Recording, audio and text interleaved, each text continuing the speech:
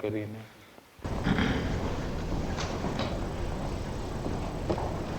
તો સહજમાં હમણાં જ આત્મજોગ પ્રત્યે પાત્રતા, योग्यता अभी इसी समय और सहज प्रकट होता है, जो कि असत्संग प्रसंगों घेराव विशिष्ट तकलीफ का है। यह सत्संग असत प्रसंग इसके बीच में मुमुक्षु है और इसकी रुचि के कारण से આ જીવ તેથી અનાદિકાળનો હીન સત્વ થયો છે।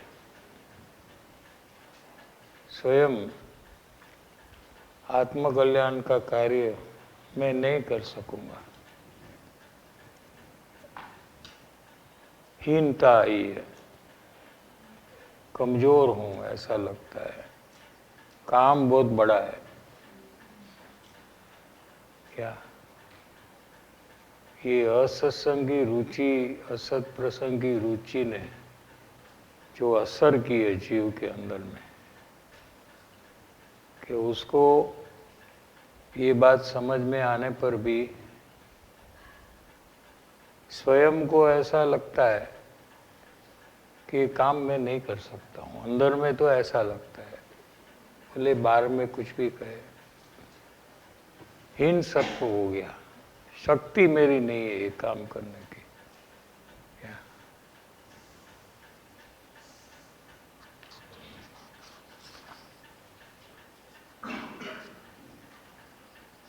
तो क्या लगता है कि संसार का जो प्रॉब्लम है इसको समुद्र जैसा लगता है और इससे मैं पार हो नहीं सकता हूँ। इसमें से समय में बचाकर आत्मकल्याण का कार्य नहीं कर सकता हूँ। यहाँ प्रश्न लिया है 310 पेज में। समुद्रना एक बिंदु समान छे। मुमुक्षु को ऐसा विचार आया है कि संसार का जो प्रॉब्लम है ये कोई भी बड़ा नहीं है। समुद्र में कितना पानी है, क्या उसमें एक बिंदु जितना हमारा प्रॉब्लम है। अगर हम विशाल बुद्धि से सोचे, प्रॉब्लम के ऊपर संकुचितता बुद्धि कर नहीं, लेकिन ओवरऑल पिक्चर देखे हम, क्या प्रॉब्लम जो संसार के है उससे दूर होकर पूरा विजन हमारा खोले और देखे कि ऐसा कोई बड़ा प्रॉब्लम नहीं है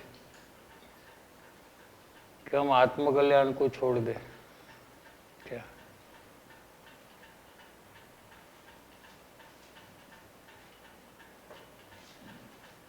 काई नहीं, काई छे ज नहीं, एम समझो। संसार के प्रॉब्लम पहले तो समझ में आना चाहिए कि ऐसा कोई बड़ी चीज है ही नहीं है। ये तो आएगा जाएगा, होते ही रहेगा।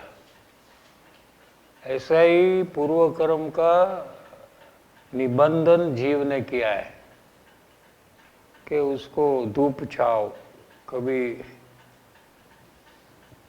अच्छा टाइम है और कभी उसमें से प्रॉब्लम चालू हो जाते हैं। पैसा बढ़ गया तो तबीयत बिगड़ जाती है, तबीयत ठीक हो जाती है तो अपमान होता है। तो कोई ना कोई पुण्य का उदय के बाद पाप का उदय ऐसा चालू ही रहता है। क्या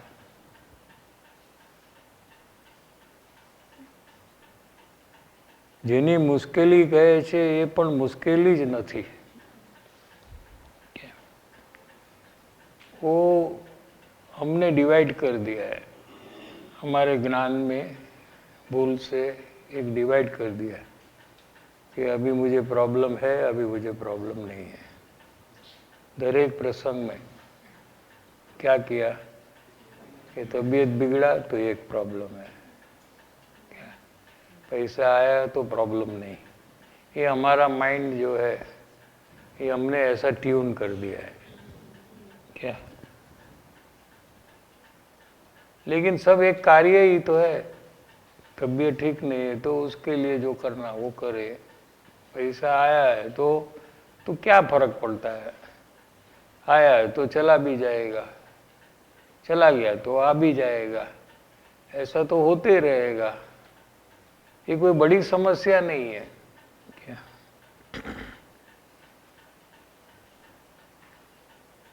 પણ કલ્પનાથી આ જીવ દુઃખી થાય છે क्या। कैसी कल्पना होती कि ये तकलीफ जो मुझे है ये बढ़ जाएगी तो, ऐसी विचार से क्या उसको लगता है कि मुझे बहुत बड़ा प्रॉब्लम है। પણ कल्पनाથી तो आ जीव दुखी થાય છે। प्रॉब्लम आने के पहले भी दुखी हो जाता है क्या। ये खाली कल्पनाથી થાય છે। આ જીવ તેથી અનાદિકાળનો હીન સત્વ થયો હોવાથી તેથી અવકાશ પ્રાપ્ત કરવા અથવા તેની નિવૃત્તિ કરવા જેમ બને તેમ સત્સંગનો આશ્રય કરે। जो हीनता, कमजोरी, नमालापणों, ये सबको घटाने के लिए, अपने अंदर से निकालने के लिए सत्संग का आश्रय करना चाहिए। एक ही रीत है, दूसरा कोई उपाय नहीं है विश्व में। सत्संग में उपस्थित रहना, नियमित रूप से, वास्तविक तो सत्संग की आराधना करना, जैसे हम भगवान की आराधना करते हैं, अंदर में बहुमान प्रकट कर कर, ऐसे सत्संग अपने आत्म कल्याण के लिए इसकी आराधना करनी चाहिए, उपासना चाहिए। और जो भी बोध आता है सत्संग में, उसको याद रखकर संसार के प्रसंग में उसका पूरा उपयोग करना चाहिए। इसका नाम सत्संग का आश्रय।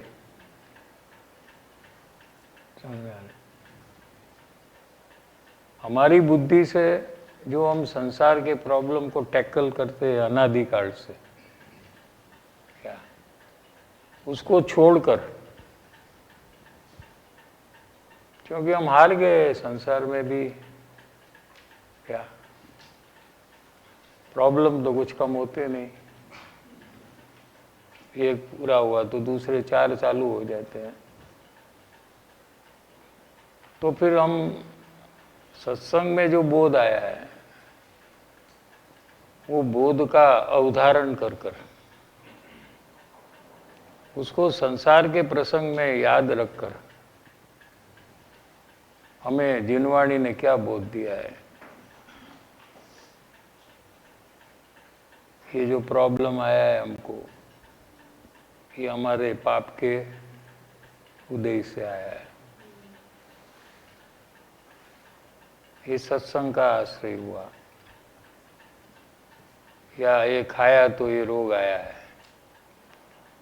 इसके कारण से मेरा पैसा चला गया है, क्या इसने मेरा अपमान किया है।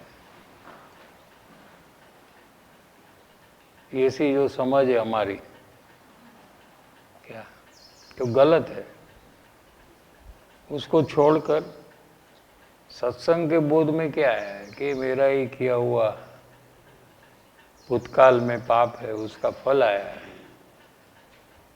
तो क्या होता है कि किसी अन्य के ऊपर जो हमें पहले द्वेष आता था कि इसके लिए मुझे प्रॉब्लम है, आने लीधे મને થયું, हाँ,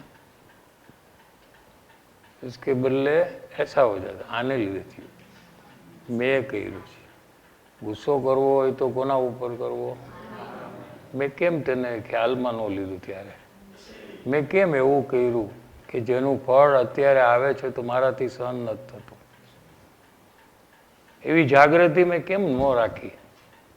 એ વખતે મેં જીનવાણીનો બોધ કેમ અંગીકાર ન કર્યો? એમ વિચારીને અન્ય વ્યક્તિ કે કોઈ પ્રસંગ પ્રત્યે જે અણગમો થાય છે એ આપોઆપ ઘટી જશે.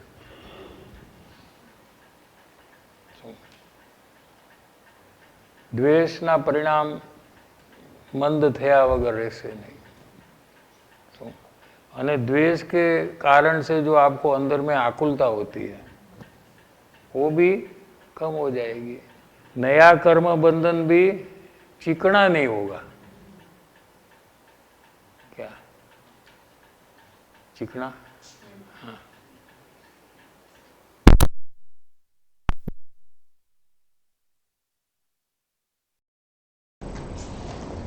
और तीव्र राग द्वेष की भूमिका में अगर जीव रहता है तो उसको सत्संग का बोध सुहाता नहीं है. तो ये भी नुकसान होता है उसको.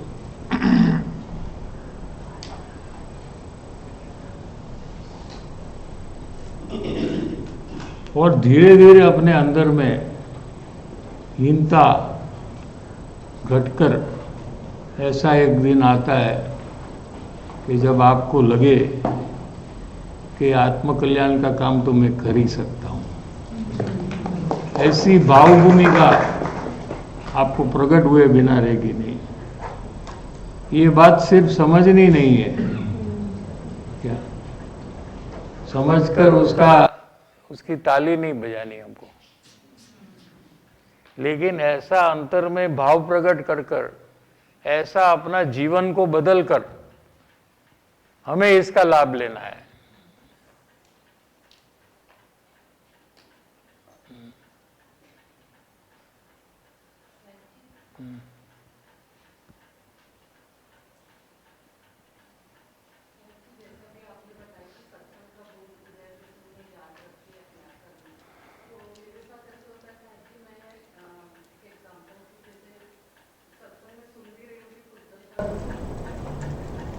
पुद्गल का काम मैं नहीं कर सकती ऐसा, तो वो कार्य के टाइम याद भी आता है कि मेरे को ऐसा चेक करना है न्यूट्रल होके, तो वहाँ पर वो याद करके चेक करने पर भी मैं हार्डली स्टार्टिंग का 2-5 मिनट ही वैसा देखती हूँ.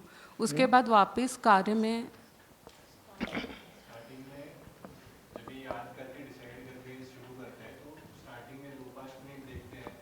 फिर वो 2-5 मिनट वो ऐसे देखते हैं पुद्गल का कार्य पुद्गल से होते हुए देखते हैं तो क्या होता है 5 मिनट? तो वैसा थोड़ा लगता है साहब जी, वैसा लगता है थोड़ा क्या देखने लगता है कि वो कार्य पुद्गल का पुद्गल से हो रहा, मेरे तो से क्या नहीं हो आपको रहा. अंदर में क्या होता है? मेरे से नहीं हो रहा. हाँ? मेरे से नहीं हो रहा, मैं नहीं कर रही. ये तो एक समझ से आप काम प्रयोग कर रहे हैं ना, फीलिंग से नहीं कर रहे. एक तो इंटेलेक्चुअल एक्टिविटी बना दी है. क्या ऐसा है कि पुद्गल पुद्गल का कार्य कर रहा है, ये एक समझ है आपकी. तो मुझे क्या लाभ नुकसान है? अगर जीव करता तो मुझे क्या नुकसान है? अगर पुद्गल करता तो मुझे क्या लाभ नुकसान है? क्या ये विचार से एक स्टेप आगे जाना. समझ में आया? अपना लाभ नुकसान के साथ सिद्धांत का कनेक्शन करना. हाँ? कल कहा ना कि नरेंद्र मोदी पेरिस है, ये समझे हम, तो हमें क्या लाभ? नहीं है ना. तो वो समझ क्या काम की? ऐसे पुद्गल पुद्गल का कार्य करता है, जीव नहीं करता है. ठीक है. ये जिनागम का जो सिद्धांत है ये आप समझ गए, आपको विचार आया वो टाइम पे ऐसा समझो, तो आपको क्या लाभ है उसमें? लाभ होना चाहिए ना। हाँ? कहते हैं ना, ये तो रोकड़ियो धर्म છે, हार्ड कैश, नो क्रेडिट, करो अप्लाई, इमीडिएटली आपको आत्मा में लाभ होना चाहिए। हाँ? अभी करो और अगले भाव में लाभ हो, ऐसा ये मार्ग नहीं है।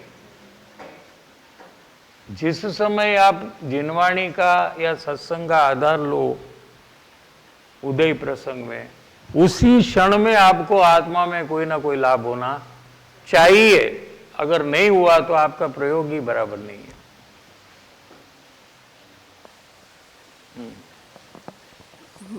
साहिब जी, आप जैसा लाभ का बताया वो उतना तो मैंने नहीं वॉच किया है, लेकिन कभी अब वो ऐसे कनेक्ट करो, हर एक बार ये कनेक्ट करेंगे तो आपका अवलोकन होगा अंदर में। क्या पहले मैं समझ रही थी कि जीव कर रहा है, अभी मैं समझ रही कि पुद्गल का कार्य कर रहा है, तो मेरे अंदर में क्या हुआ पहले और अभी, इसका डिफरेंस क्या है? गलत समझ से क्या हो रहा था और सही समझ से अभी क्या हुआ?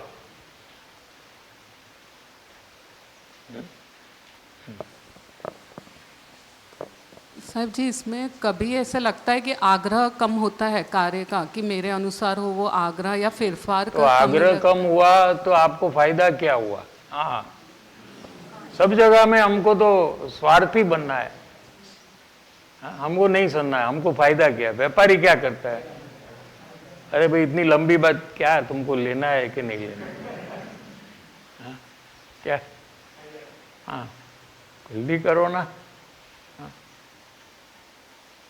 सूक्ष्मता जब आती है कि जब वो मेन पॉइंट पे आता है, तब तक अगर जो भी सुनना पड़े तो उसको नाखुश न करने के लिए हम सुनते हैं तो बोलने दो ना बेचारा, अभी रोकूंगा तो फिर ऑर्डर चला जाएगा। हाँ? लेकिन हमारा सूक्ष्मता का जो परिणाम है, तीक्ष्ण बुद्धि जो कहा कल, वो कब चालू होती है कि जब वो फायदे की बात जब आई तो एकदम हमारा फोकस, तो कैसे इसको टैकल कर और ज़्यादा फायदा करूं। ऐसा होता है ना कि नहीं होता? उसके लिए पूरा इंटेलिजेंस अपना लगा देता है वो, नहीं लगाते? हाँ, वो कैसे करते? वो ऐसे स्वार्थ यहाँ होना चाहिए कि मुझे क्या फायदा, ये बात समझकर मुझे क्या फायदा।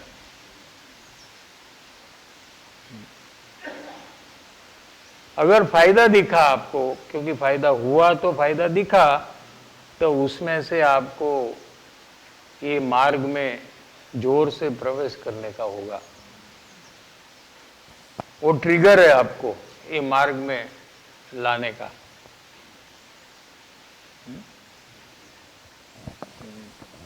साहिब जी, आग्रह बुद्धि टूटी, वहां तक आपने बोला, तो आपको क्या अंदर आत्मा में फायदा हुआ वो उसको बोलना चाहिए ना। उनका पूरा हो गया तो फिर आपका टर्न आएगा, नहीं तो वही बोल देंगे वो अभी। साहिब जी, वहाँ जो काम करने में मैं एकदम लीन हो रही थी कि ऐसा ही होना चाहिए, तो वो वहाँ से वो छूटने से मेरे को और चेक करने के लिए हेल्प हुआ, ऐसा लग रहा था। और जो सामने वाले को भी करता देखती हूँ कि वो ऐसा क्यों नहीं कर रहा है, तो वहाँ पर भी उसको ब्लेम देना नहीं हुआ, ऐसा हुआ था साहिब जी। हाँ, तो ये सब आपको इसका रिकॉर्ड होना चाहिए। हाँ, आपके पास ये बात नहीं है, वो बात कहकर अगला फिर प्रयोग कह देंगे आप। हाँ, लेकिन आपके अंदर में क्या क्या चेंजेस हुए, ये सिद्धांत के अवलंबन से आपके अंदर में क्या क्या चेंजेस हुआ, उसमें आपको क्या क्या लाभ हुआ, ये जब आपको अंदर में लगेगा तो आप फिर ये प्रयोग के पीछे लग जाएंगे। साहब जी, लेकिन क्वेश्चन यही है कि मेरे को ऐसे थोड़ा लगता भी है, फिर भी मैं ज़्यादा नहीं करती हूँ, तो और उसको बढ़ाने के लिए कैसे करूँ कि पूरे प्रसंग में मैं जागृत रह के जितना किया उतना ही लाभ होगा। क्या ऐसा नहीं है कि 100 रुपया का खर्च किया और 2 रुपया की चीज आई, ऐसा नहीं है। अगर 2 रुपये की चीज आई है तो आपने 2 रुपया ही दिया है। 2 रुपया देकर आपको 100 रुपया का चाहिए तो नहीं मिलेगा। हाँ, अगर आपको ज्यादा लाभ चाहिए तो ज्यादा प्रयास करो तो ज्यादा होगा। थैंक यू साहिब जी। क्या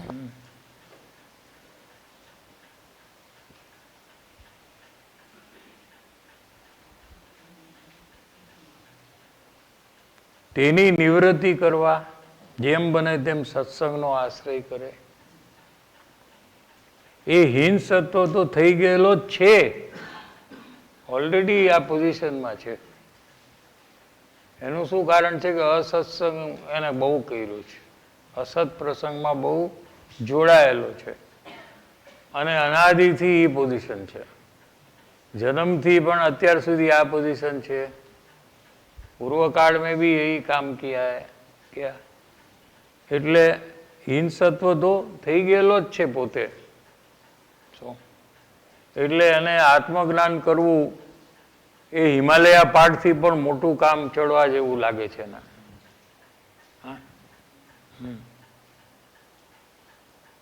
આવું છે। હા હા, એકદમ આમ લાગે અરે આ આપણું કામ નહીં। એનાથી છૂટવા માટે, પુરુષાર્થની જાગૃતિ આવવા માટે એને એ સત્સંગોના પ્રસંગથી અને એ અસત્સંગના પ્રસંગોથી નિવૃત્ત થવા અર્થે શું કરવાનું છે? આ બધા જ પ્રોબ્લેમનો એક જ માસ્ટર કી આપી દીધી। જેમ બને તેમ એને સત્સંગનો આશ્રય કરવો યોગ્ય છે, કરવાનું આટલું જ છે। બાકીના બધા જ પ્રોબ્લેમ સોલ્વ। विश्व के तमाम प्रॉब्लम का सॉल्यूशन, मास्टर की that opens all the locks.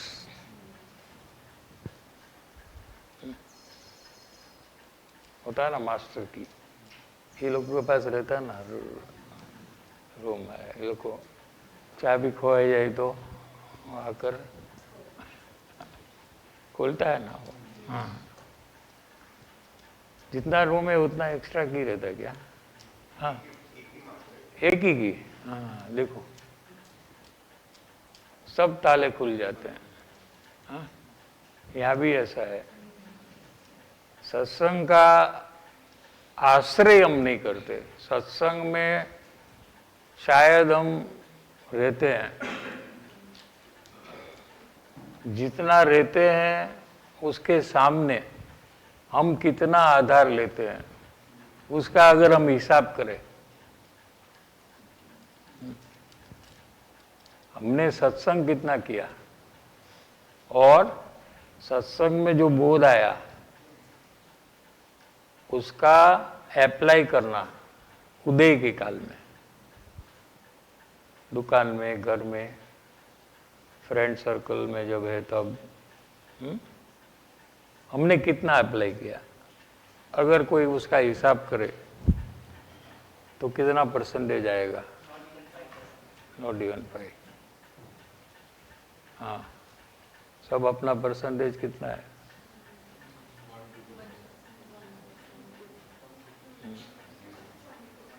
Single digit से कौन ज्यादा है? डबल डिजिट में कौन है?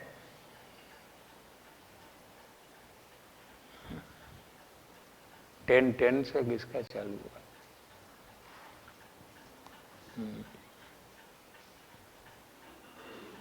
तो इतना सत्संग किया ना, उसका लाभ जितना परसेंटेज है ना उतना ही है आपको। अगर आप बोले कि मेरा 5 है तो 95% आपका टाइम वेस्ट हुआ है।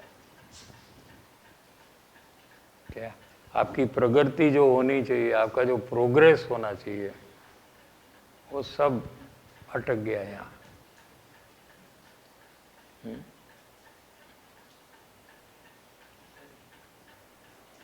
मतलब ऐसा लिया कि मैंने खुद चेक किया कि 60 मिनट्स का सत्संग अगर मैं लेता हूँ तो मैं 3 मिनट का अप्लाई नहीं करता हूँ। 60 मिनट्स का अगर मैं सत्संग ले रहा हूँ तो मैं 3 मिनट भी अप्लाई नहीं कर रहा हूँ। तो वैसा खुद में चेक किया और ख्याल आया कि करेक्ट वही है। और फिर सत्संग में आना वो मेरे लिए इजी है, बट सत्संग का आश्रय लेना वो बहुत डिफ़िकल्ट लग रहा है। नहीं, कोई क्या डिफिकल्ट है, आप किसी का तो आश्रय लेते ही हो। हाँ, आश्रय के बिना भी कोई जीव नहीं है। गलत आश्रय ले रहे हो, सही आश्रय लो। में क्या प्रॉब्लम क्या है आपको? आप जिसके बाद से प्रॉब्लम का सॉल्यूशन मांग रहे हो, क्या ऐसे आपका कोई रहता है 2-4 जिसकी बात, और उसमें एक गूगल भी रहता है। गूगल अभी सबसे बड़ा बॉस हो गया है, कुछ भी हो तो गूगल में।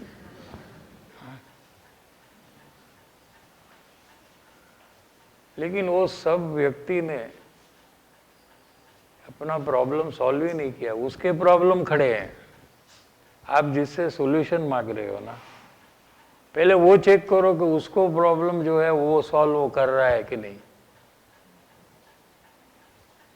उसको भी प्रॉब्लम है जो सॉल्व नहीं हो रहा है, और आप उससे एडवाइस लेंगे तो क्या होगा? क्योंकि वो स्वयं अपना नहीं कर सकता है तो आपका कैसे करेगा? आपका टाइम भी वेस्ट होगा।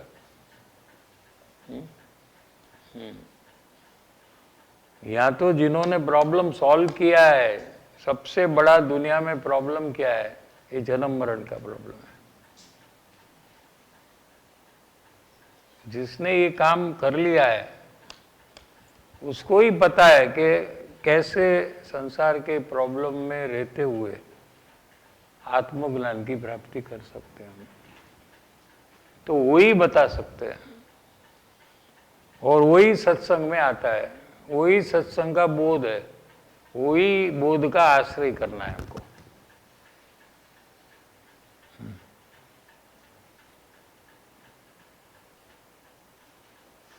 पहले से हम जब यहाँ आते हैं सत्संग में तो हमको नक्की करना है कि हमको खाली समझना नहीं है, यहाँ हमको अर्थ क्या है समझना नहीं है, कौन सा पत्र चल रहा है वो खाली समझना नहीं है, कौन सी अपेक्षा से क्या कहने में आता है, निश्चय से क्या है, व्यवहार से क्या है, ये सब हमें इतना ही हमारा काम नहीं है। हमको तो इसमें से क्या अभी मैं अप्लाई कर सकता हूँ,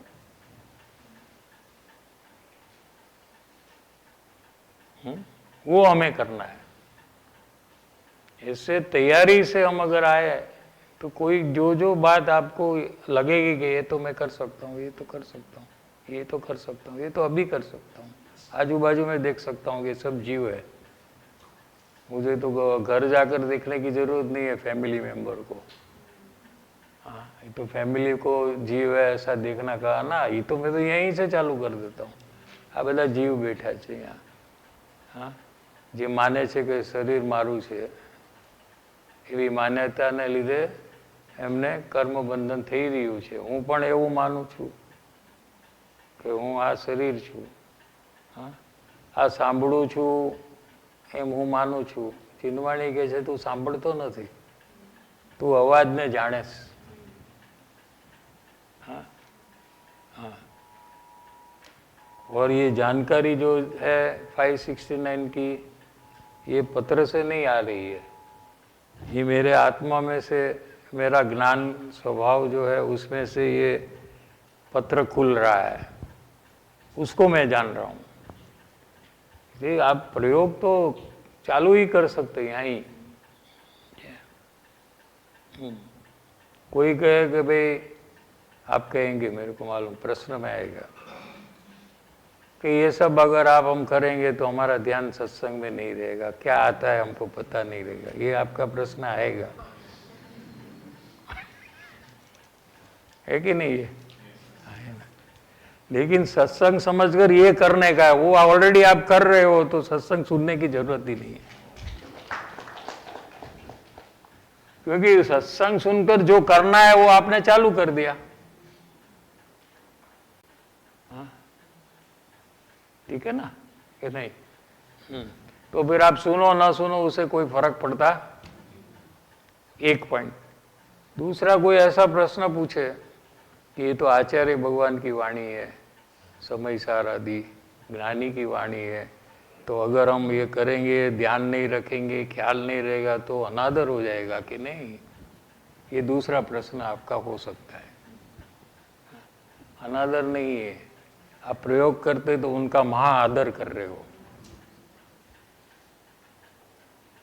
क्योंकि वो स्वयं चाहते हैं। कुंदकुंदाचार्य भगवान ने कहा कि तू मुझे मत देख, तू मुझे देखेगा तो तेरी दुर्गति होगी। मोक्ष पाउड में कहा है। तू अपने स्वरूप को देख। और आप वो करने का चालू कर दिया, तो उनके खुशी है उनको कि मैंने कहा तो एक ही ने चालू किया, बाकी लोग तो मुझे ही देख रहे हैं। हाँ,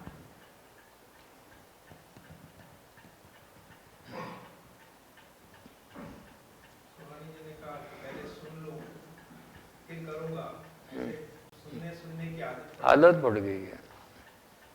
संसार में ये आदत नहीं है, संसार में इसका ऑपोजिट है। हाँ, क्या आज क्या बनाया है दोपहर को? 1 घंटे का हमारा स्वाध्याय सत्संग है। हाँ? क्या क्या आज बनेगा, कैसे खाना, कब जाना, इसका डिस्कशन अभी होगा। Question answer session.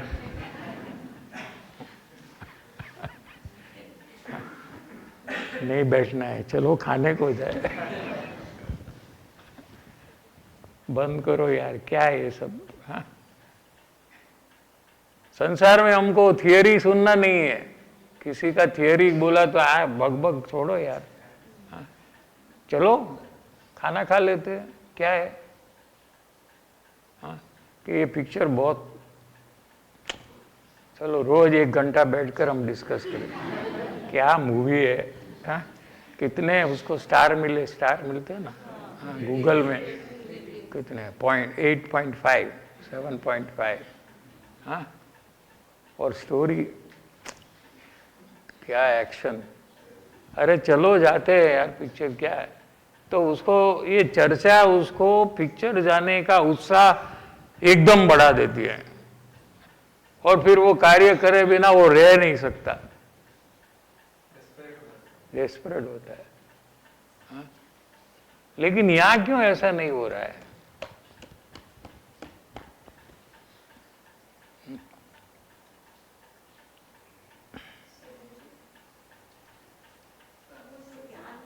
से आ रहा है, वाणी से नहीं आ रहा है, ऐसे जो आते हैं वो समझ में नहीं आता कैसे प्रयास करना है। જ્ઞાન અંદરથી આવે છે ને વાણીથી નથી આવતો, એ સમજવામાં એને ડિફિકલ્ટી થાય છે। हाँ, देखो सबको जो बोध मिल रहा है ना, ये 569 का, हाँ? सबको सेम मिल रहा है कि सबको अलग अलग मिल रहा है? आप जो सुन रहे हैं वो वही सुन रहे हैं ना, कि दूसरा कुछ सुन रहे हैं? ये लोग कोई दूसरा सुन रहे हैं, आप दूसरा, ऐसा तो नहीं है। तो सबका एक अंदर में जो ग्रहण होता है वो क्यों अलग अलग है? किसी को बहुत समझ में आ जाता है, किसी को याद ज़्यादा रहता है, किसी को कम रहता है, किसी को कुछ भी समझ में नहीं आता है। ऐसा क्यों? जब एक ही बोध चल रहा है तो सबको अलग अलग क्यों हो रहा है? ये सोचा हमने कभी? समझ में आ रहा है कि नहीं? प्रश्न आपको ये समझना है कि सबको अलग अलग क्यों है? सबको सेम होना चाहिए।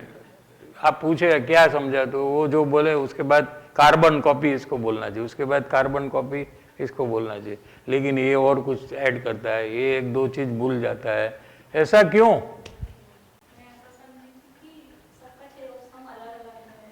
तो वही तो हम कह रहे हैं कि वो शयोपशम आया कहां से? जिनवाणी से नहीं आया है, अंदर से बाहर आता है। अब शब्द पकड़ लिए जिनवाणी का, लेकिन उसका भाव क्या है? शयोपशम माने आपके उपादान से सब आ रहा है। शयोपशम तो आत्मा का है ना, कि पुस्तक का है, कि पत्र का है। शयोपशम ज्ञान का शयोपशम है, ज्ञान में उगाड़ है क्या? और अंदर में आत्मा जो है वो तो केवल ज्ञान स्वरूपी है, जिसको तीन काल तीन लोक का ज्ञान है। शक्ति रूप, शक्ति रूप माने मालूम? जैसे तल में तेल है, वो शक्ति रूप है, लेकिन उसकी क्रिया पीसने की करे तो तेल निकलेगा, वो व्यक्ति रूप हुआ। शक्ति रूप और व्यक्ति रूप, समझ में आया? इसमें से दिगंबर और श्वेतंबर का डिफरेंस हुआ है, इसलिए बहुत इंपॉर्टेंट है। हाँ? ये पॉइंट ऊपर दिगंबर और श्वेतंबर में दूरी हुई है, शक्ति रूप और व्यक्ति रूप। ये आपको मालूम है कि नहीं? ये मेन पॉइंट है उनका डिफरेंस का। वो कहते हैं कि केवल ज्ञान अंदर में चालू है, लेकिन कर्म का आवरण है, इसलिए बाहर नहीं आता है केवल ज्ञान। कौन कहता है ये? श्वेतंबर। दिगंबर क्या कहता है कि जैसे तल में तेल है, वैसा अंदर में केवल ज्ञान है, प्रकट नहीं हुआ है। क्या? इसमें दो धर्म अलग हो गए। मतलब इसमें ऐसा समझ आया मुझे कि अंदर में जो मेरा ज्ञान है, जितना मतलब प्रकट करने की कोशिश करूंगी उतना प्रकट होते जाए। हाँ, जो भी आपको शयोपशम प्रकट होता है, ये आपके स्वयं के प्रयास से हो रहा है, नहीं कि जिनवाणी से हो रहा है। अगर जिनवाणी से हो तो सबको सेम होना चाहिए ना, क्योंकि यहां तो एक ही बात है, जो आ रही है वही है, अलग अलग नहीं आ रहा है। इसलिए ज्ञान अंदर से बाहर आता है, बाहर से अंदर नहीं आता है। ये नक्की होता है अगर हम करें तो। हाँ साहब जी, क्लियर। हाँ, थैंक यू सर। उनका पूरा होने दो, वो आपके लिए भी वो भी बात है, आपको भी वो बात समझने का है कि नहीं? हाँ, ठीक है, क्लियर हुआ सर। Clear clear. बोल। यहाँ तक तो समझ आता है कि सबको अलग अलग ज्ञान है, तो मेरे अंदर से ही मेरे को समझ आ रहा है, जितना समझ आ रहा है मेरे अंदर से ही समझ आ रहा है, जितना समझ आ रहा है। बट सेकंड ये भी लगता है कि अगर सामने समझाने वाले नहीं होते तो फिर मेरे को उतना भी कैसे समझ आता। देखो, भगवान की वाणी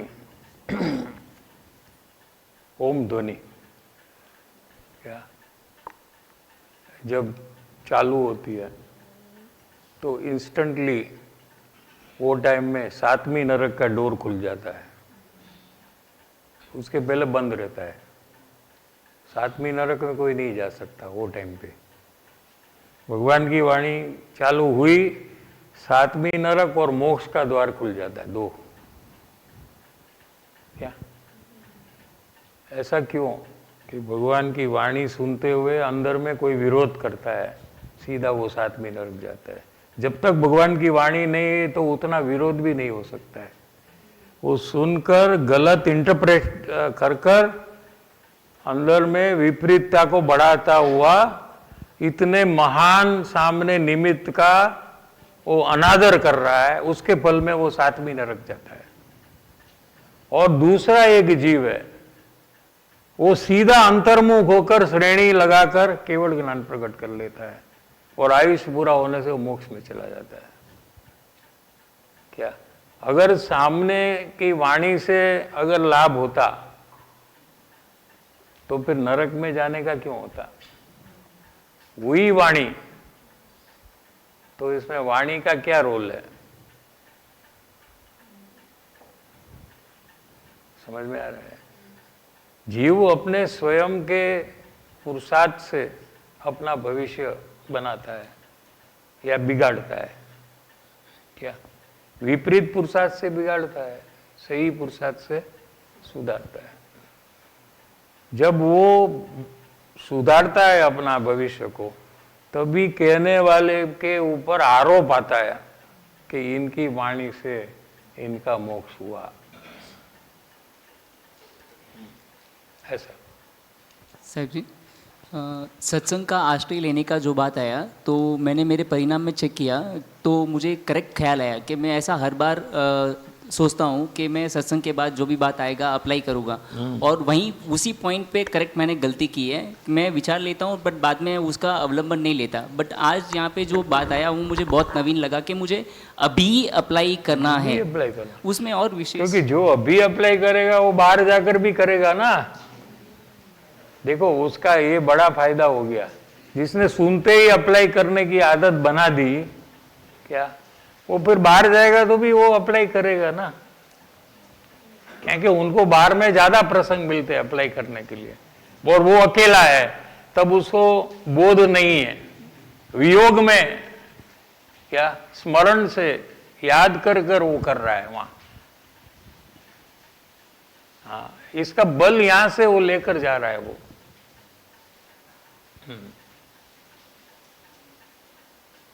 सर जी आज तक कभी ऐसा अभी करूँ करके नहीं भाव किया। ठीक है, वो सबका पहला दिन होता है ना। हाँ, भूल तो अनादिकाल से जीव कर ही रहा है, क्या तो कभी तो शुरुआत होती है, उसमें क्या है।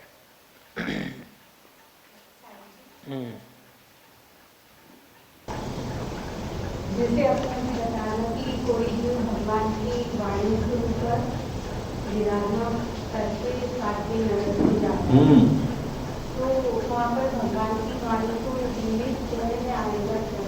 वो इम्पोर्टेंट नहीं है, छोड़ो ना। उससे क्या है कि थोड़ा गलत गलत सबका समझ में आ जाएगा, ज़्यादा फायदा के बदले नुकसान होगा, तो वो सब बात आगे की है थोड़ी, ऐसे समझ कर छोड़ दो। या आपको समझना है तो आप पढ़कर आपके लिए आप समझ लो। अपने को तो मेन बात क्या है कि हम परिभ्रमण से छूटे और उसके प्रयास में सतत आ जाए, उसके बारे में जितना हमें चर्चा करना है, विचारणा करनी है, ये अवसर इसके लिए हमें उपयोग करना है। हमको पंडित थोड़ी बनना है, किसी को प्रवचन थोड़ी करना है, ये हमारा काम है नहीं क्या। अरे ज्ञानी भी प्रवचन करने का काम चाहते नहीं, करते नहीं है, क्योंकि उपदेशक की भूमिका आगे है, मुनि उपदेशक की भूमिका में है। इसलिए ज्ञानी उपदेश देते नहीं है, ज्ञानी सत्संग ही करते हैं। तो अज्ञानी उपदेश देगा तो कितना विपरीतता हो गई उसको, क्या दोनों को नुकसान होता है, सुनने वाले को और सुनाने वाले को। दोनों जो चीज से अनजान है उसकी चर्चा कर रहे हैं दोनों। हाँ? कि आत्मनो अनुभव केम है, अरे भाई स्वयं ने नहीं किया है, सुनने वाले ने भी नहीं किया है, और दोनों बहुत डीप डिस्कशन में चले जाते हैं। नहीं नहीं ऐसा नहीं, ऐसा वेद विज्ञान करो। अरे भाई ये अपना काम नहीं है।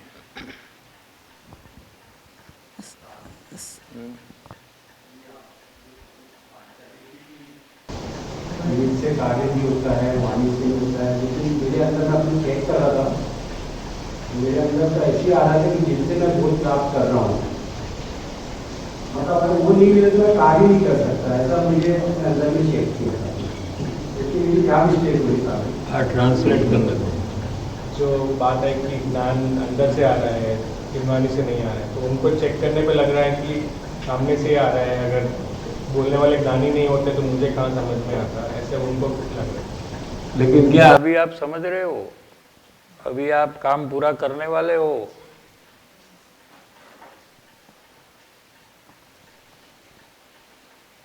हमारी प्रगति कितनी है, हमने कितना सुना और हमारा प्रोग्रेस कितना है, क्या उसे हमें पता चल जाता है कि हम अंदर से जितना प्रयास कर रहे हैं उतना ही अपना काम हो रहा है। जब तक आप मानेंगे कि सामने से मेरा आत्मकल्याण का काम हो जाएगा, तब तक आपका पुरुषार्थ ही कभी उत्पन्न नहीं हो रहा है। आप तो खाली राह देकर बैठे हैं, और कुछ बात आए, और कुछ बात आए, और कुछ बात आए। कभी ऐसी बात आएगी कि आप अंदर में चले जाएंगे। 3 काल में ऐसा होने वाला नहीं है। क्या जितना बात बाहर आया है आपके सामने, उतना बाद केवल ज्ञान करने के लिए बस है। लेकिन अगर आपको अभी मुमुक्षुता ही नहीं आई है, पूर्णता का भी लक्ष्य नहीं हुआ है, तो उसका मतलब क्या है? आप राह देकर बैठे हैं कि सामने वाला आपका काम कर देगा। हाँ? सामने वाला तो अपना काम करता है, आपको अपना काम करने का है।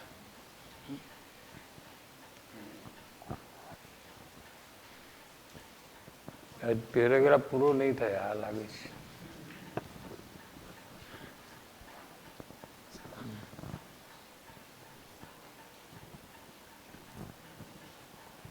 જેમ બને તેમ એણે સત્સંગનો આશ્રય કરવા યોગ્ય છે। આ એક ઓછામાં ઓછી બુદ્ધિમાં निर्णय થઈ શકે એવી વાત છે। શું કીધું? ये जो बात चल रही है, ये कम बुद्धि वाला भी ये निर्णय कर सकता है। क्या? कि सत्संग के आश्रय से मेरा हित हो सकता है, अन्य तरीके से नहीं होगा। क्या? इसके लिए ज्यादा बुद्धि की जरूरत नहीं है, ये निर्णय करने के लिए કે આ જીવે સત્સંગ કરવો આવશ્યક છે। આવશ્યક, હા, જરૂરી છે। એના માટે જે જીવો સત્સંગ છોડે છે અથવા સત્સંગ પ્રાપ્ત હોવા છતાં ખબર છે કે અહીંયા સત્સંગ ચાલે છે, છતાં સત્સંગથી દૂર રહે છે, એની સામાન્ય બુદ્ધિ પણ આ વિષયમાં કામ કરતી નથી। આ છે प्रॉब्लम। ज्ञान में सूझी नहीं है कि मेरा भला कैसे होगा। भले संसाરમાં બુદ્ધિશાળી ગમે તેટલા હોય, 4 જણા એને એડવાઇસ લેતા હોય, ભલે ગમે તેટલા બુદ્ધિશાળી હોય, પણ જ્યાં સુધી એના અંદરમાં આ નિશ્ચય ન થાય કે સત્સંગ મારા માટે આવશ્યક છે, જરૂરી છે, મારા માટે જરૂર છે, મારે કંઈ બીજાના માટે નથી કરવાનો। અને એમાં જે બોધ આવે છે, જે વાત આવે છે, એ જ બોધ છે। પાછું બોધ કંઈ બીજો છે ને વાત આવે છે એ બીજી છે, એમ નહીં। क्या? जो भी बात सत्संग में आ रही है, वो बात को मुझे बाकी के टाइम में, जब सत्संग नहीं है, उस टाइम में उसका पूरा उपयोग करना चाहिए, उसका आश्रय हमें लेना चाहिए। ऐसी सामान्य बुद्धि में भी ये समझ में आना चाहिए। फिर तो आगे का आप थोड़ा पढ़ ले, हम फिर मुमुक्षु का प्रश्न से चालू करते हैं। માતાજીએ એટલે બેનશ્રી 14 વર્ષની ઉંમરમાં સત્સંગનો વિવેક કર્યો છે। બેનશ્રી का इतिहास अगर चेक करें हम,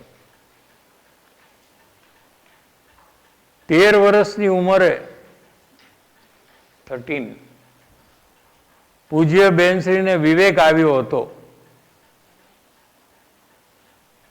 कराची छोड़ी दीदू, कराची में थे। हाँ, वो फिर इंडिया में था ना तब तो।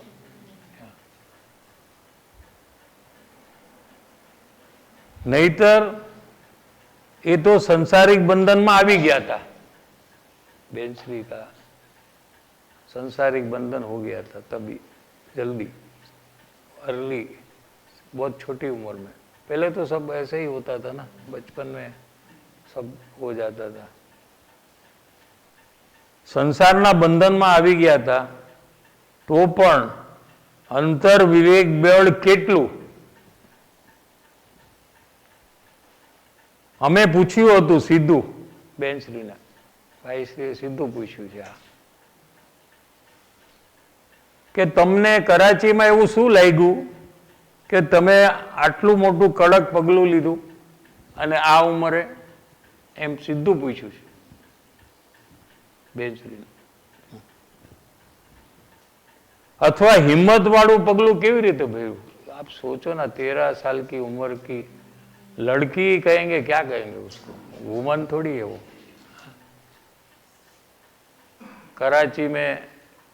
कराची को छोड़ने का निर्णय कर दिया, हमको सत्संग चाहिए। बोलो।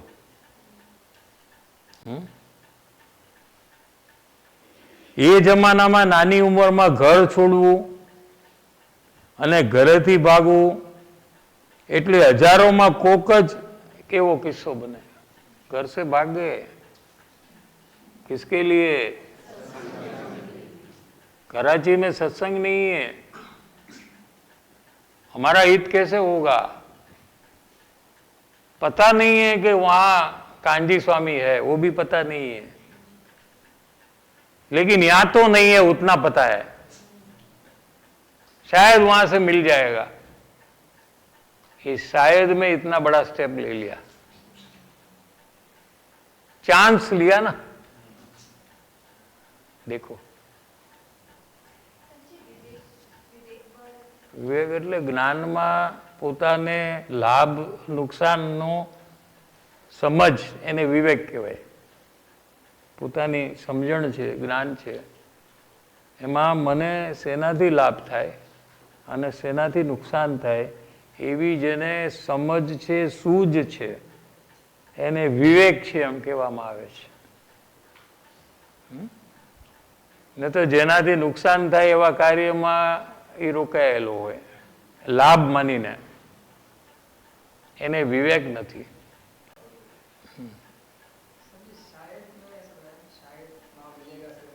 क्योंकि पता नहीं है ना कि वहाँ कौन है, कोई ज्ञानी है नहीं है, वो पता नहीं है ना। कराची में जी अभी यहाँ तो नहीं मिलेगा, वो पता है उसको कराची में, क्योंकि वहाँ जाएंगे फिर ढूंढेंगे, फिर सबकी बात दो चार कहीं कहीं सुनेंगे, फिर नक्की करेंगे कि ये सत्संग है, यहाँ से मुझे लाभ होगा। ये सब काम तो करना पड़ेगा ना। वहाँ जाकर कहीं ना कहीं कोई धर्म की बात करे, वहाँ बैठ जाए, जैसे हम लोग कर रहे हैं ना। हम लोग क्या करते हैं, चेक क्या करते हैं, बाहर में चप्पल કેટલા છે, આટલા માણસો થોડા પાગલ હોય, આટલા બધા માણસો આવ્યા છે તો કંઈક હોય જ અંદર। हाँ, यहाँ से शुरुआत हमारी होती है ना।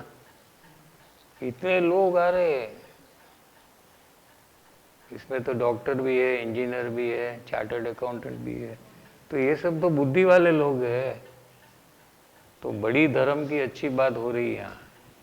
हाँ, फिर अंदर में आवे महावीर भगवान नो फोटो हो, એટલે થઈ ગઈ શાંતિ, अपना आ गया काम। हाँ, कि कोई गुरुदेव का फोटो हो, बस खत्म। फिर वो कोई भी गुरुदेव की विरुद्ध बात करे उसको कुछ पता ही नहीं लगता है। इसने तो क्या देख लिया, फोटो है ना, पति क्यों मारू, पति क्यों काम। लेकिन गुरुदेव जो कह रहे हैं वो ही ये कह रहा है कि दूसरा कुछ कह रहा है, कुछ भी जानकारी नहीं होती है। ऐसे ही 1 घंटा पूरा कर कर चला जाता है। कृपालुदेव ने वही कहा कि માંડ એને 1 કલાક મળે તો કુગુરુ એનો 1 કલાક લૂંટી લે। માંડ તો 24 કલાકમાં 1 કલાક મળતો હોય, અને એ બધી ઉલટી ઉલટી વાતો એના અંદરમાં એવી ઘૂસી જાય એવો બોધથી, હા, કે એનો 1 કલાક નકામો જાય। हाँ, तेरा कितना उम्र हुआ? तेरा उम्र कितना हुआ? Double triple? हाँ, तो विवेक तो खुद को प्रकट करना चाहिए ना, अपना लाभ कहाँ, अपना नुकसान कहाँ, स्वयं को विचारना चाहिए। और जब नक्की होता है तो फिर वो मार्ग में चलना चाहिए दृढ़ता से, हाँ, तो ही अपना हित होगा अंत में, नहीं तो कैसे होगा।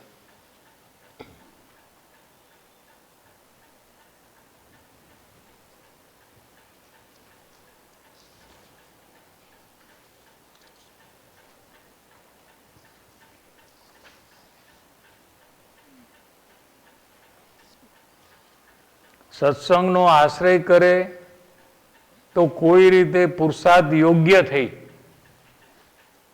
એટલે આત્મજોગ પામીને, યોગ્યતા પામીને વિચાર દશાને પામે, સુવિચારણા એને પ્રગટ થાય. આપણે છે ને આત્મસિદ્ધિમાં જ્યાં પ્રગટે સુવિચારણા, શું ત્યાં પ્રગટે નિજ જ્ઞાન. એ સુવિચારણા અંદરમાં ક્યારે પ્રગટે કે સત્સંગનો આશ્રય કરે તો એમાંથી પુરુષાર્થ યોગ્ય થઈ, એનામાં પુરુષાર્થ ચાલુ થઈ જાય, એની હીનતા તૂટી જાય, એને વિશ્વાસ જાગી જાય કે અવશ્ય હું આ કામ પૂરું કરી શકીશ, એમ એનો પ્રયાસ ચાલુ થઈ જાય. જે પ્રકારે અનિત્યપણું, અસારપણું આ સંસારનું અત્યંતપણે ભાષે તે પ્રકારે કરી આત્મવિચાર ઉત્પન્ન થાય. આત્મવિચાર, સદવિચાર કેવી રીતે ઉત્પન્ન થાય જીવને? या तो हम जो विचार करते हैं वो आत्मविचार है कि सदविचार है कि नहीं है, समझ में आ रहा है कि नहीं? वो कैसे पता चले कि जो विचार संसार का अनित्यपना, असारपना जब लगता है जीव को, तभी उसको आत्मविचार उत्पन्न होता है. क्या कहा? समझ में तो आया है जिनवाणी और सत्संग के बोध से, क्या कि कोई चीज कायम रहती नहीं है, जिसका संयोग होता है कोई चीज का एक दिन वियोग होता है. ठीक है, ये तो हमको पता है और इसके प्रसंग प्रतिदिन होते रहते हैं. तबीयत ठीक है, फिर तबीयत बिगड़ जाती है, हाँ? तो निरोगता का त्याग हुआ और रोग का संयोग हुआ, फिर रोग मिट जाता है तो रोग का त्याग हो जाता है, वो निरोगी अवस्था का अवधारण हो जाता है. तो ये सब तो कोई परमानेंट तो है नहीं. क्यारे कोने शू थाय ये कहीं खबर नहीं. ऐसी समझ तो हमारे में है कि नहीं है? सबको पता है कि एक दिन मरण होगा हमारा, किसको नहीं पता है? क्या मैं कायम यहाँ रहने वाला नहीं. सबको पता है कि अपने साथ जो लोग हैं वो भी कायम रहने वाले नहीं है. ये भी पता है कि नहीं है? कि कोई समझना उसके लिए कुछ पढ़ने की जरूरत है क्या? सब पता है, ठीक है. लेकिन हमारी समझ और हमारा जो देखना उसमें बहुत अंतर है. समझ में है कि ये कायम संबंध नहीं रहेगा, उसी व्यक्ति को हम जब देखते हैं तो हमको लगता है ये मेरे साथ कायम रहेगा. पैसा है, हमारी समझ है કે ને હાથનો મેલ છે પાછું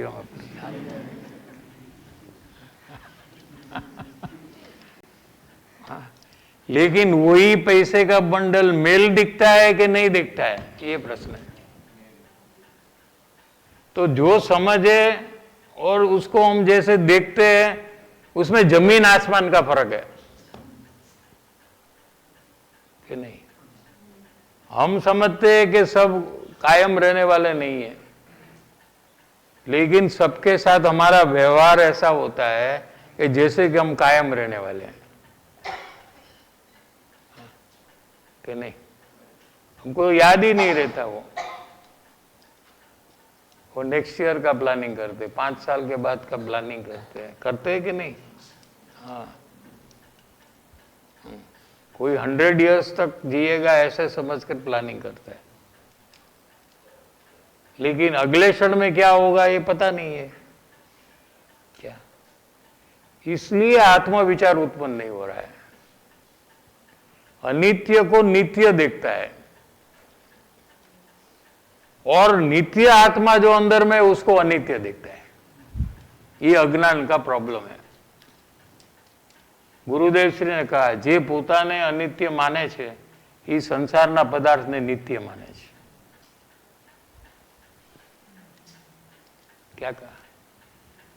स्वयं अपने आत्मा को अनित्य मानता है, वो पूरे संसार के शरीर से लेकर कुटुंब परिवार पैसा व्यापार धंधा ये कायम रहने वाले हैं ऐसा मानता है, समझता नहीं है। समझता तो जिनवाणी अनुसार क्या, लेकिन उसके साथ जो व्यवहार उसका होता है डीलिंग, हाँ, वो कायम रहेगा ऐसे समझ कर करता है वो।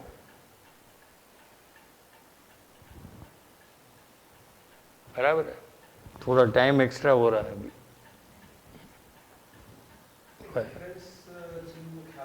समझना और मानना हम्म, डिफरेंस है। समझना जिनवाणी अनुसार, हाँ। मानना विपरीत। विपरीत। समझना और उसको लगना, ये दोनों के बीच में अनंत भव निकल जाते हैं। अनंत परिभ्रमण बीच में करता है वो। आ प्रॉब्लम है। जैसा समझा है वैसा देखना चालू करना चाहिए तो लगेगा। क्या समझे हैं कि ये कायम रहने वाला नहीं है, लेकिन जब हम उसको देखते हैं कोई चीज को तो ये कायम रहेगी ऐसा देखते हैं और उसके साथ हम ऐसा व्यवहार करते हैं। तो अगर हमारे देखने में चेंज आ जाए कि ये कोई कायम रहने वाला नहीं है, क्या सब अनित्य है, पहला पॉइंट ये लिया यहाँ, फिर असार लेने वाले हैं। पहला ये पॉइंट थोड़ा सोचते हैं क्या। तो ऐसा हमको प्रैक्टिस करना पड़ेगा कि कोई भी संबंध कायम रहने वाला नहीं है, कोई भी चीज हमारे पास जो आई है वो कोई कायम रहने वाली नहीं है क्या। तो वो समझ जब आप अप्लाई करेंगे तो उसमें से आपको आत्मविचार उत्पन्न हो जाएगा।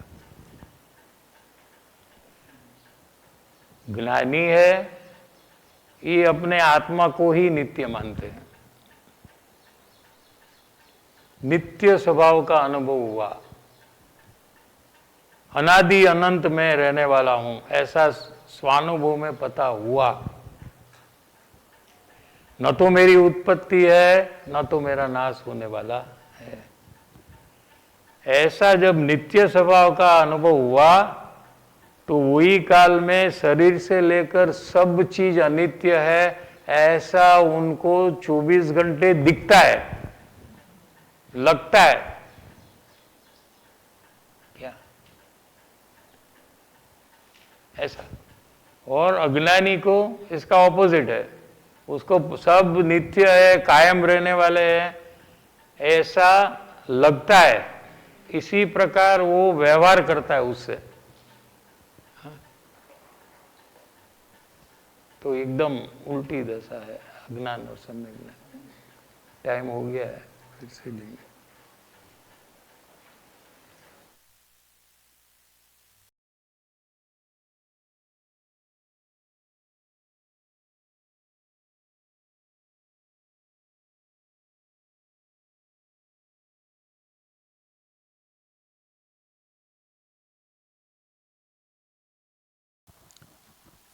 पूनम जैन का प्रश्न है, इफ आई एम आस्क्ड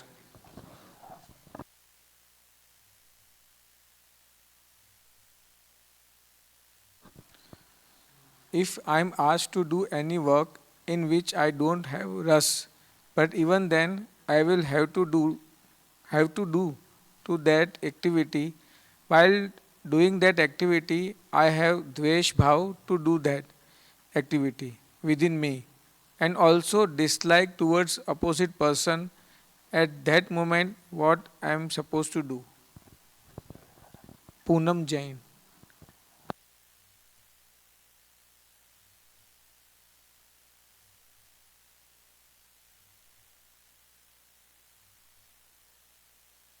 खुशी होती है, कितना टाइम चला जाए उसका पता नहीं लगता है।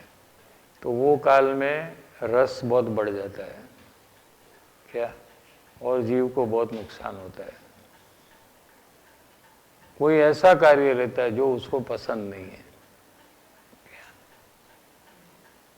तो वो कार्य में अगर वो द्वेष करेगा बहुत, तो वहां जो राग रस हो रहा है, यहाँ द्वेष रस हो रहा है, तो दोनों को सेम प्रॉब्लम वापस आ गया। वहां द्वेष रूप रस की वृद्धि होती है क्या। तो जो चीज पसंद नहीं है तो उसमें आपको होश नहीं है, तो भी वो कार्य आपको शांति से पूरा करना चाहिए, नेतर वापस रस वहां चालू हो जाएगा। तो राग में भी रस है और द्वेष में भी रस है क्या, समझ में है। तो वो प्रवृत्ति पूर्व कर्म अनुसार आई है, तो किसी ने वो उसको दी है तो वो व्यक्ति के ऊपर उसको द्वेष होगा, वो नहीं करना चाहिए क्या। और उसको पसंद नहीं है तो भी अगर वो द्वेष करेगा तो उसको ही आकुलता होगी। तो जितना द्वेष कम करे या न करे, ऐसे प्रयास कर कर शांति से अगर बन सके तो प्रैक्टिस करना पड़ता है। तो करते हुए वो काम से पसार होना चाहिए। हाँ,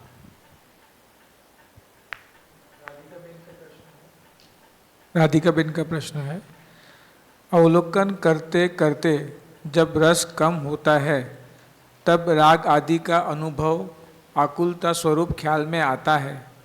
तभी राग द्वेष कम भी होते हैं और ज्ञान के ऊपर उपयोग जाता है और उसमें अपनत्व करने का प्रयास करती हूँ, लेकिन तब निशंकता से स्थित नहीं होती, क्योंकि अंदर से यह विचार होते हैं कि मैंने अभी तो पूरी तरह सर्व एक्टिविटी में रस नहीं तोड़ा है, ज्ञानी की अंतरंग परिणति की पूरी पहचान नहीं की है, तो मुझे ज्ञान अवलोकन या अपनत्व का प्रयास अभी नहीं करना चाहिए।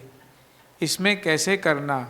ज्ञान में अपनत्व का प्रयास कौन कौन से प्रयोग में करना चाहिए और कब नहीं होना चाहिए? देखो, जो भी पहचान नहीं हो रही है या उसके पहले का जो भी कार्य बाकी है,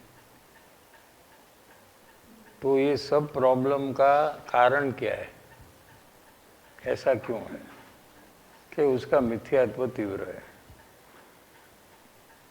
मिथ्यात्व की मंदता जब होती है तो वो प्रयोग होता है। ठीक है, समझ में आ रहा है। बाधक कारण तो मिथ्यात्व है सब में।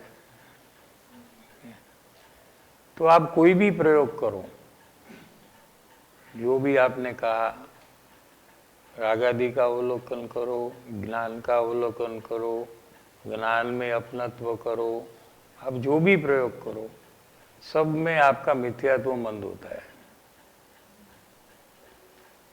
ठीक है, किसी में मिथ्यात्व नहीं बढ़ेगा, उल्टा कम होगा। लेकिन कार्य की सफलता क्रम से ही होगी, आपको सक्सेस एंड में नहीं मिलेगा।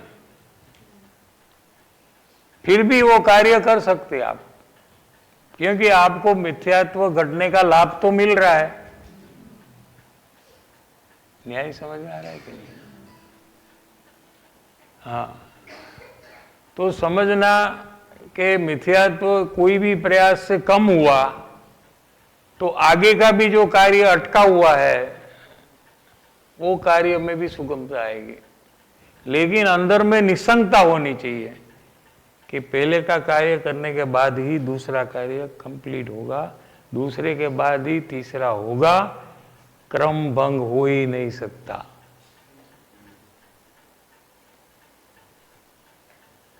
ऐसा समझकर नक्की कर आप कोई भी प्रयोग कर सकते हैं। नेतर ऐसा आपके अंदर में जब तक निसंगता नहीं है कि क्रम से ही कार्य होगा, तो आपको ग्रहित मिथ्यात्व होने का अवसर है। अगर आप क्रम को छोड़कर आगे का काम करेंगे तो क्या होगा? मिथ्यात्व तो ऑलरेडी है, क्या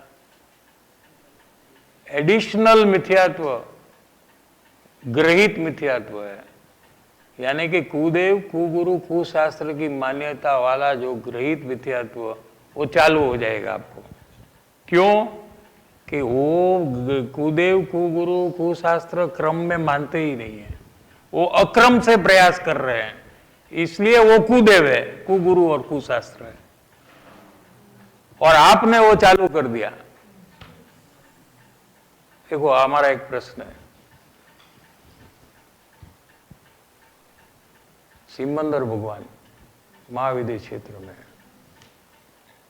ठीक है, जहां तीर्थंकर होते हैं वहां अन्य धर्म नहीं होता है, कोई भी नहीं होता, दूसरा कोई धर्म ही नहीं होता है। प्रकट अंदर में वो अभिप्राय भले हो,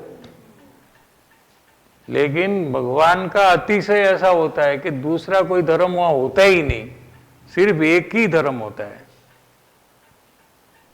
क्या समझ में आया? इसलिए उसको जैन धर्म कहा। जब दो हुए तो दिगंबर श्वेतंबर कर दिया, एक ही धर्म जैन धर्म। लेकिन पहचान के लिए जब श्वेतंबर चालू हुआ, स्थानकवासी चालू हुआ, तो फिर इसको दिगंबर पहचान के लिए कहा है। समझ में आया? तो हमारा प्रश्न ये है कि जब एक ही धर्म है, हरिहंत भगवान का उपदेश चल रहा है, सिमंदर भगवान, तो हमारा प्रश्न है कि गुरुदेव को ग्रहित मिथ्यात्व क्यों हुआ कि वो स्थानकवासी में जन्मे? जब स्थानकवासी चालू ही नहीं हुआ था। स्थानकवासी धर्म आज से 500-600 साल पहले चालू हुआ है। श्वेतंबर डेरावासी 2000 वर्ष पहले चालू हुआ है। क्या समझ में आ रहा है कि नहीं? तो उसके पहले माने 3-4-5 वर्ष पहले गुरुदेव ने स्थानकवासी में जन्मने का परिणाम कैसे किया कि वहां जन्मे वो, फिर बाद में परिवर्तन किया, वो बात की है। क्या बेंश्री ने कैसे वहां जन्म लिया? प्रश्न आप विचारो। सोगानी जी ने क्यों नहीं लिया? वो क्यों दिगंबर में जन्मे? भाईश्री क्यों वैष्णव में जन्मे?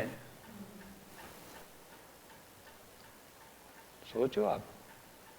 क्योंकि अंदर में जीव मिथ्यात्व कर लेता है, ग्रहित। ऐसी कोई मान्यता अंदर में हुई विपरीत कि वहां जन्मना पड़ा। तो भगवान का क्या दोष है इसमें? भगवान की वाणी का क्या दोष है? क्या कुछ भी नहीं है। तो क्रम भंग का कोई भी बात है, ये अन्य धर्म का बात है। क्या और आप सीधा वेद विज्ञान करने लग जाए क्योंकि आपको आत्मज्ञान करने का लोभ है, जल्दी करना है हमको। जल्दी नहीं हो सकता है, हो ही नहीं सकता है। आपको करो ना, जितना करना है करो। पूरी जिंदगी लोग ने किया है, आत्मज्ञान नहीं हुआ है। क्योंकि वेद विज्ञान का कारण है क्या? वो आपने कार्य नहीं किया है। दूसरा प्रकार का संकित ત્રીજા સંકિતનું કારણ છે. दूसरा संकित स्पष्ट अनुभवान से आत्मा की प्रतीति, ये दूसरा है जो अज्ञान दशा के अंत में हो रहा है.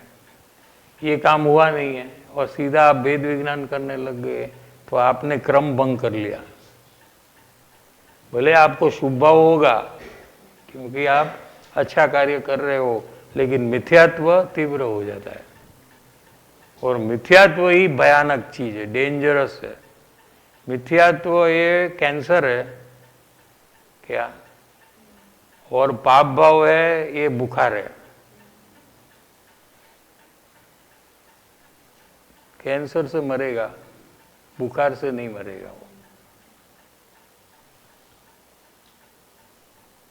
और दूसरा संकित का कारण, अगर जिसको आत्मा का निश्चय करना है क्या, उसको पहला संकित होना चाहिए, यानी आप पुरुष की प्रतीति, आज्ञारूप अपूर्व रुचि, स्वच्छंद निरोध भक्ति,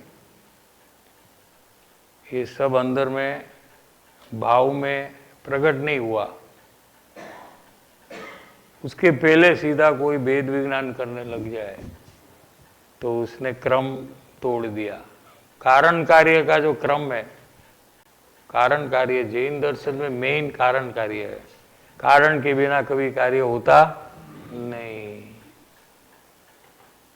ये इसने ब्रेक कर लिया तो विधि की भूल हुई. क्या भूल हुई? अंतर में जाने की जो विधि है, विधि की भूल है, ग्रहित मिथ्यात्व है.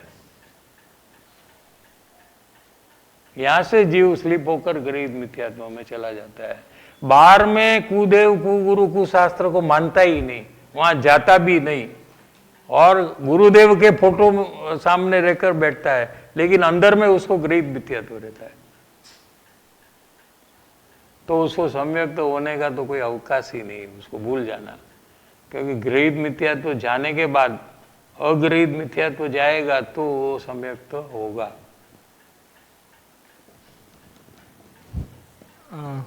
एक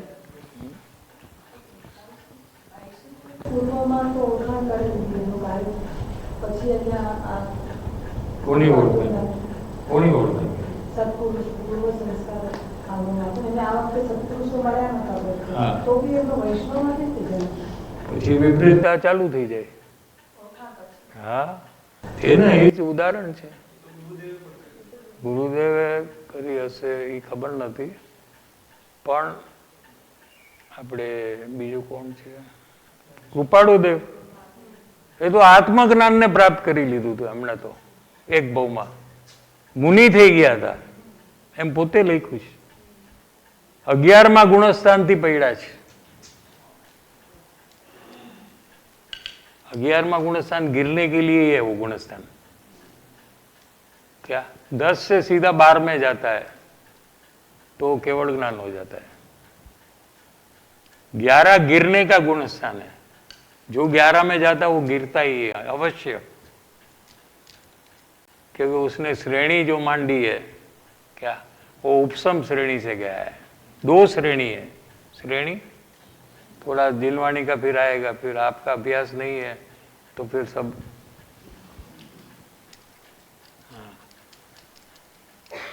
11મા ગુણસ્થાનથી પોતે પડ્યા છે. ગ્રહિત મિથ્યાત્મમાં આવી ગયા પછી બોલો.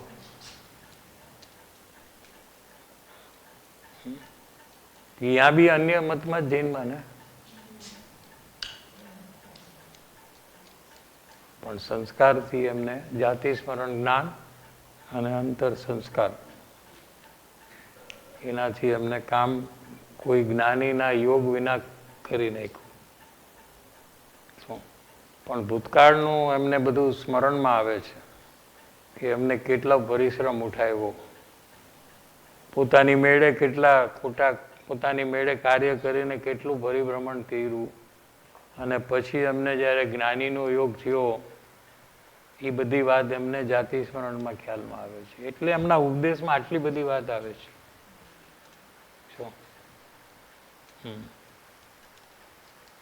राधिका बहन का नेक्स्ट क्वेश्चन है, कषाय के वेग में आके संसार के प्रसंग में फिसलना होता है और देर से ख्याल में आता है कि मैंने गलती कर दी, फिर बहुत खेद खिन्न पाना हो जाता है और निर्णय लेती हूँ कि नेक्स्ट टाइम नहीं करूँगी, लेकिन उदय के प्रसंग में गलती ना हो उसके लिए और विशेष प्रयास क्या करना?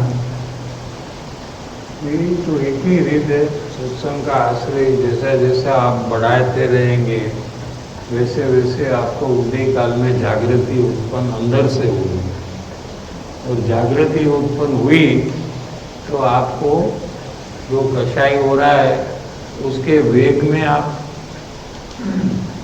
तनावानु नहीं है,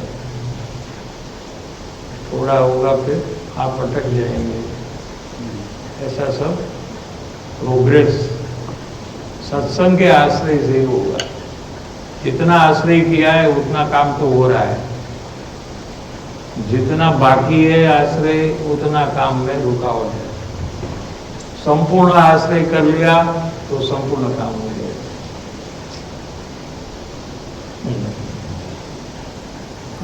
હિમલબેન का प्रश्न है, मैं હજી જ્ઞાનીની સર્વ આજ્ઞા પૂરી નથી કરી, અંદરમાં એમ થાય છે કે સર્વ આજ્ઞા માનું કેમ કે અહીં જ મારું હિત છે. આ ઉપદેશથી જ મને આત્મજ્ઞાન કરવાનું મોટિવેશન મળે છે એન્ડ બોધ પ્રત્યે પણ નિશંકતા છે, તો સર્વ આજ્ઞા પૂર્ણ કરું એવી દશામાં આવવા શું કરું? કૃપા કરી માર્ગદર્શન આપો. કોણ? હિમલબેન. હા, શું છે? શું કીધું? અમે શોર્ટમાં કહી દઉં.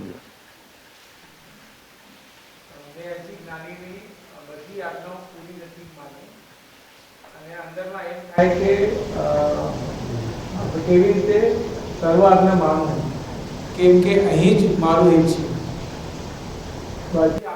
અંદરમાં એમ છે કે બધી આજ્ઞા કેવી રીતે માનું? વિચારમાં છે બધી આજ્ઞા માનવાથી મારું હિત છે.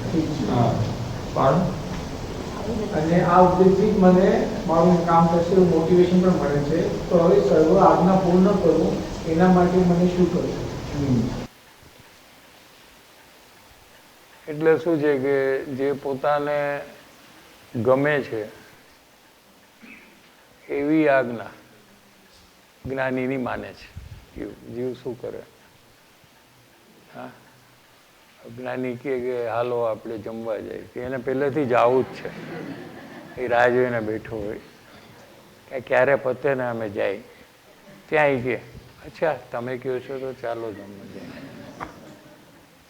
તો એટલે અમુક તો પોતાને ગમતું હોય એ કરે, અને એમ નક્કી કરે કે જો હું આજ્ઞામાં છું, પણ તારે પહેલેથી એ જ કરવું હતું. હા, હવે તારે નથી કરવું એ કેટલા કામ તે કર્યા એનો હિસાબ રાખવો જોઈએ. પેલા નહોતું કરવું, સાંભળ્યા પછી કર્યું એવા કેટલા કામ.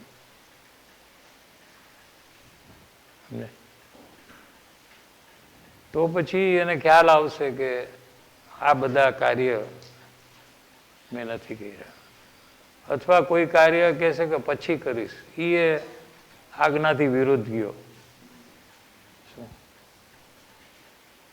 હું ના નથી પાડતો, કરીશ, પણ હમણાં નહીં. તો હમણાં તું જે કરીશ એ કોની ઈચ્છાથી કરસ? એ તારો સ્વચ્છંદ છે.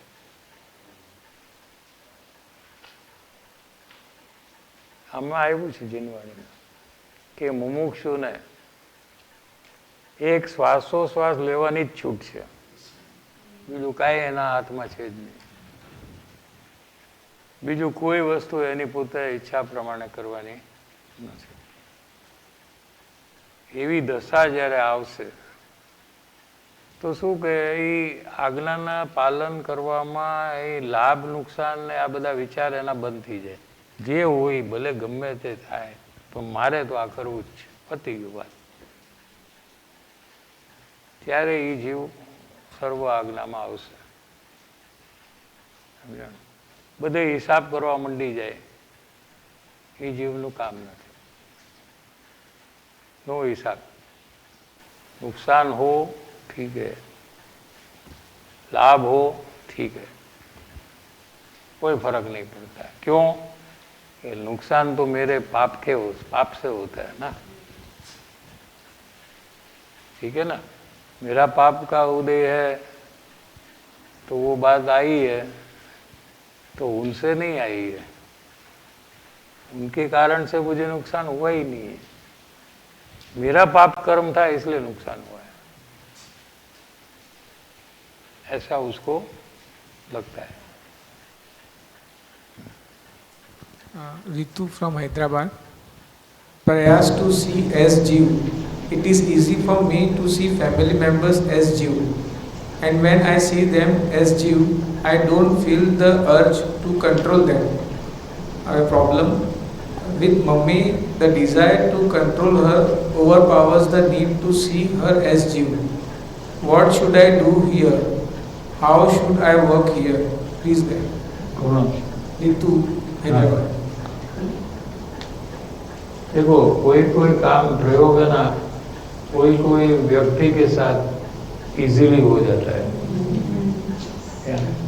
शायद पहले किया है क्या, क्यों इजी हुआ?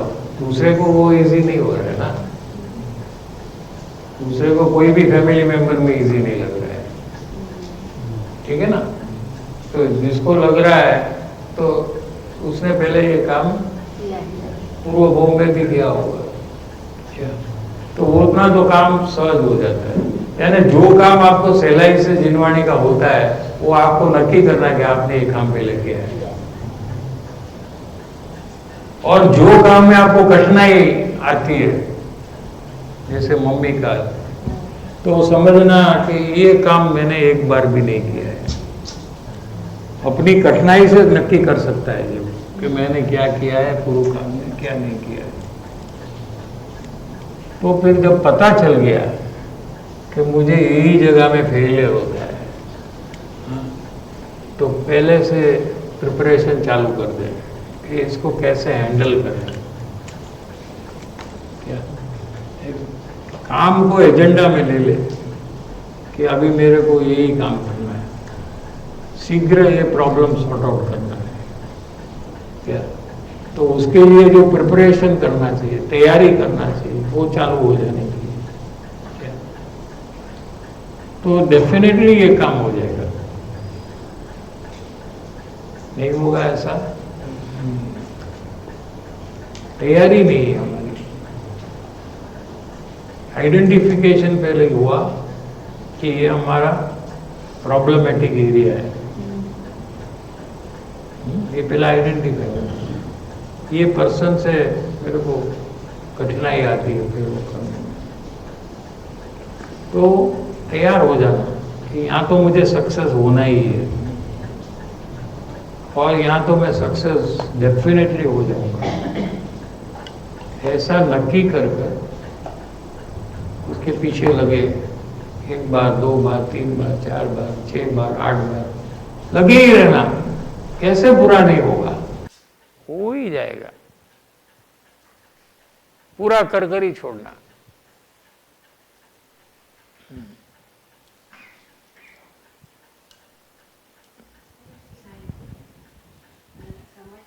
ऐसा है कि आत्मा नित्य है, लेकिन लगता तो ऐसा है कि जैसे शरीर मैं हूँ और शरीर के लिए ही सारा दिन जैसे कार्य होता है, दवाई लेना या फिर खाना पीना जो भी कार्य है तो शरीर के लिए ही करना होता है ज़्यादा। तो इसमें मैं वो आत्मा को नित्य मानने के लिए पहले क्या करना है? दवाई लेना बंद करना। दवाई लेते हैं ना, इसलिए आत्मा को नित्य नहीं मानते ना। तो पहले क्या करना? दवाई लेना पड़ेगा। शरीर के लिए खाना खाते हैं ना, खाना का उपवास चालू, बराबर है ना।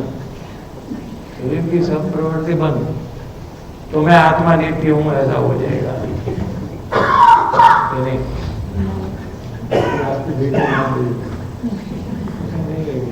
ऐसा नहीं, वो सब प्रवृत्ति आप कर ही नहीं रहे हो ऐसे मानो,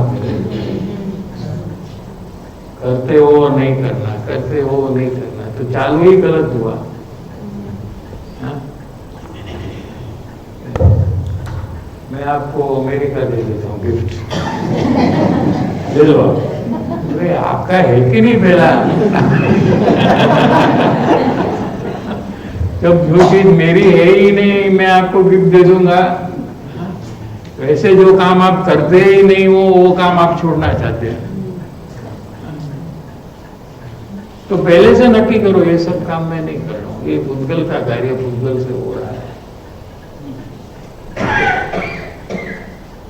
तो आप सिद्धांत का अवलंबन लेंगे तो आपको आत्मा की नित्यता का भाषण होगा। अब सिद्धांत को विरोध करेंगे तो नहीं होगा। तो अनित्य पदार्थ है, नहीं नित्य पदार्थ को जो अनित्य आप देख रहे हैं, जो अनित्य है उसको नित्य देख रहे हैं, तो ये सब कुटुंब परिवार शरीर है वो कायम रहने वाला है, ऐसा जो आप देख रहे हैं तो उसको संयोग में वियोग देखो। जैसे आपकी बेटी आती है ना घर पे, हाँ पियर, हाँ ससुराल में तो पियर, हाँ? तो आपको पता है ना कि एक दिन ये चली जाएगी अपने सासरे में, हाँ कि नहीं रहता है? हाँ इतना दिन रहेंगी फिर, तो उनका संयोग में आपने वियोग देख लिया। देखो आपको बता दिया कैसे, आपको आता है संयोग में वियोग देखना, आता है कि नहीं? देखो आपको, हाँ बस ऐसा सब में देखो संयोग में वियोग। पैसा आए तो वो साइकिल आपको चलाना है, वो साइकिल, हाँ? सब में वो साइकिल, एक साइकिल तो चल रहा है, दूसरा जो साइकिल है ना वो आपको चलाना है। कोई पण वस्तुनो संयोग था, मोबाइल नया आया महंगा वाला, तो एक दिन जाएगा। ऐसा आपको विजुअलाइज करो, संयोग में वियोग देखो। हाँ हाँ मेहमान आएगा तो क्या रहे जा से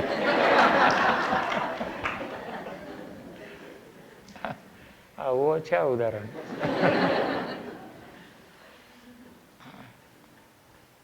देखते हैं ना क्या जा से પછી